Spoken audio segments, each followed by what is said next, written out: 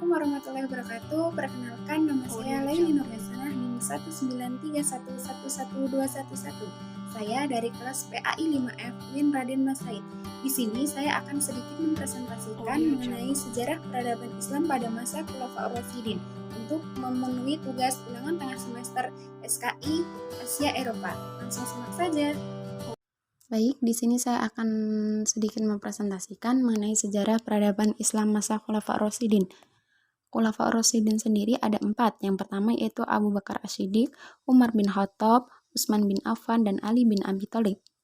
Yang pertama, Abu Bakar As-Siddiq. Pada masa pemerintahan Abu Bakar As-Siddiq menunjukkan garis politik kebijaksanaan. Berdasarkan catatan sejarah menunjukkan bahwa masa pemerintahan Abu Bakar As-Siddiq banyak mencapai keberhasilan, baik keberhasilan internal maupun keberhasilan eksternal. Adapun keberhasilan tersebut tidak lepas dari sifat-sifat kepemimpinan Abu Bakar As-Siddiq, yaitu sebagai berikut. Yang pertama, ketegasannya, keberaniannya, kedermawanannya, keadilannya, dan juga kewibawaannya. Prestasi yang dicapai Abu Bakar As-Siddiq yang pertama yaitu perluasan wilayah Islam, pengumpulan ayat Al-Quran yang berserakan di berbagai tempat. Yang ketiga, mendirikan dan mengelola Baitul Mal. Yang keempat, mendirikan lembaga peradilan.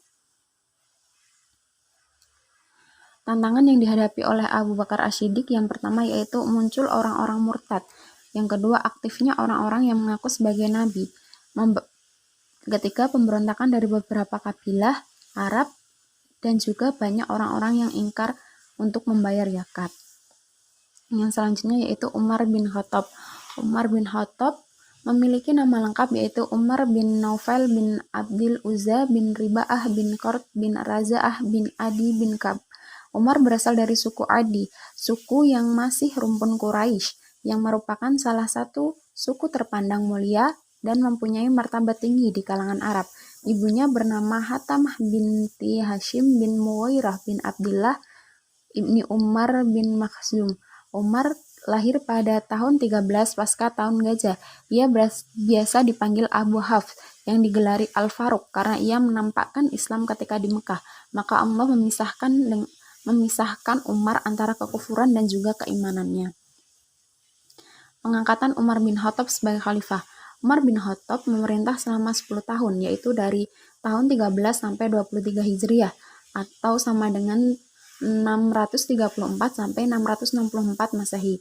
Abu Bakar sebelumnya meninggal pada tahun 634 Masehi, atau 13 Hijriah, menunjuk Umar bin Khattab sebagai penggantinya.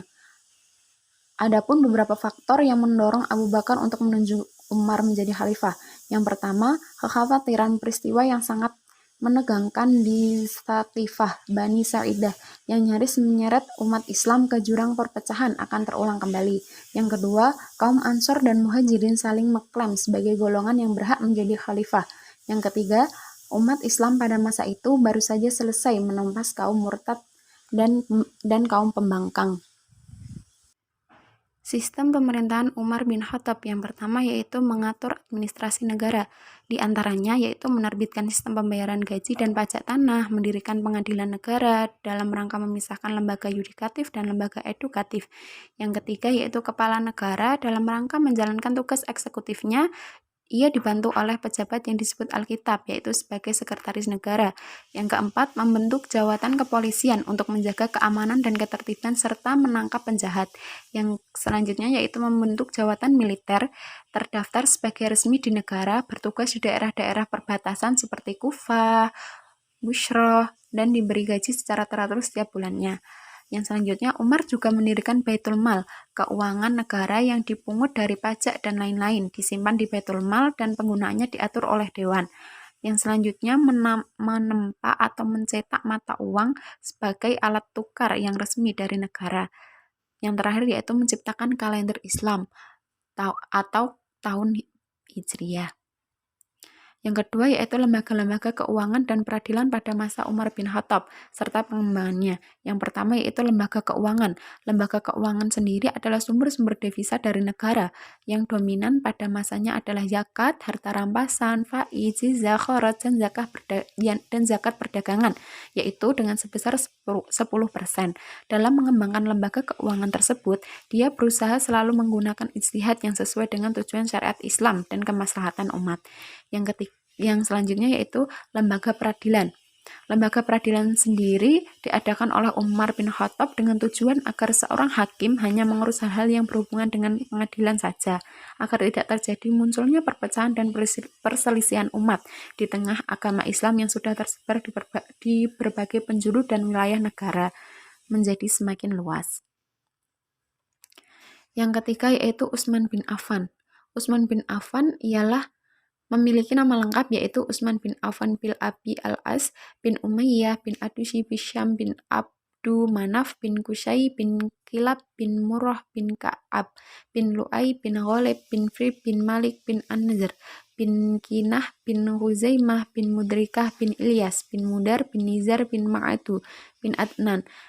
Utsman bin Affan lahir pada tahun kelima sesudah tahun gajah pada tahun 573 Masehi di Mekah. Beliau adalah seorang yang rupawan, lembut, memiliki jenggot dan juga perawakannya sedang. Bentuk mulutnya bagus, kulitnya berwarna sawo matang, sangat kaya. Beliau sangat kaya, tetapi selalu berperilaku sederhana. Dan sebagai besar kakaknya digunakan untuk kepentingan umat Islam, untuk kepentingan Islam. Ia mendapatkan julukan Zunnurain. Zunnurain sendiri memiliki arti yaitu dua cahaya, karena beliau menikahi dua putri Rasulullah SAW secara beruntutan setelah yang satu meninggal. Pengangkatan Utsman bin Khattab. Beberapa hari sebelum kematian Khalifah Umar bin Khattab, saya ulangi, pengangkatan Utsman bin Affan beberapa hari sebelum kematian Khalifah Umar bin Khattab, setelah ditikam oleh Abu Lu'lu'ah, beliau menunjukkan 6 orang calon untuk bakal menjadi sebagai kepala negara yang diajukan kepada Majelis Syuro.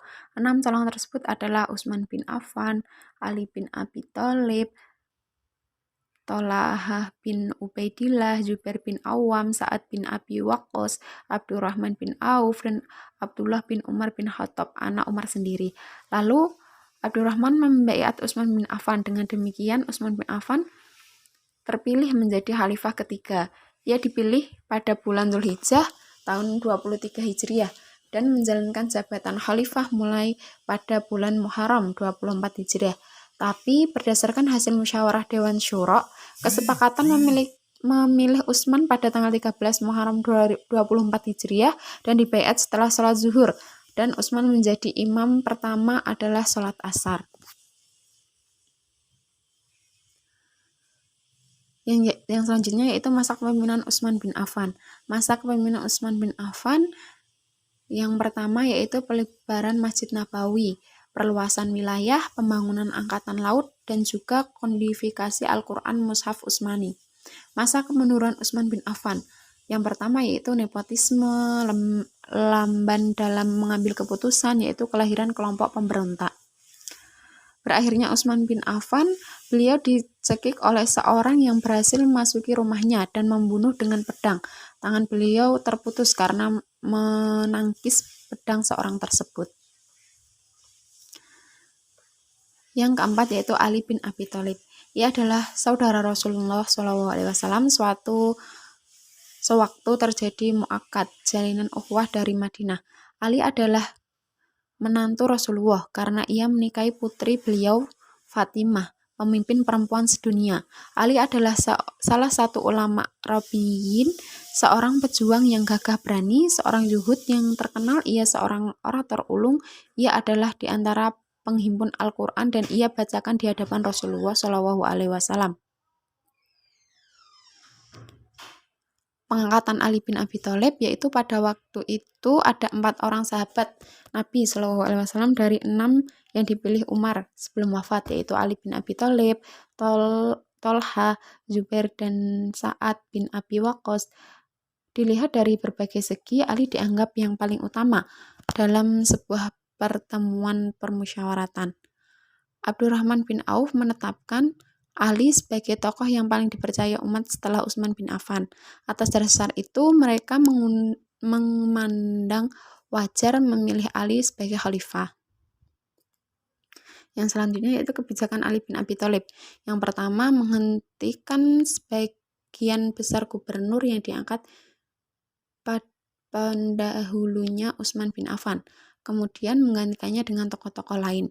Yang kedua, kebijakan Ali dalam bidang fikih sayasah antara lain yaitu dalam urusan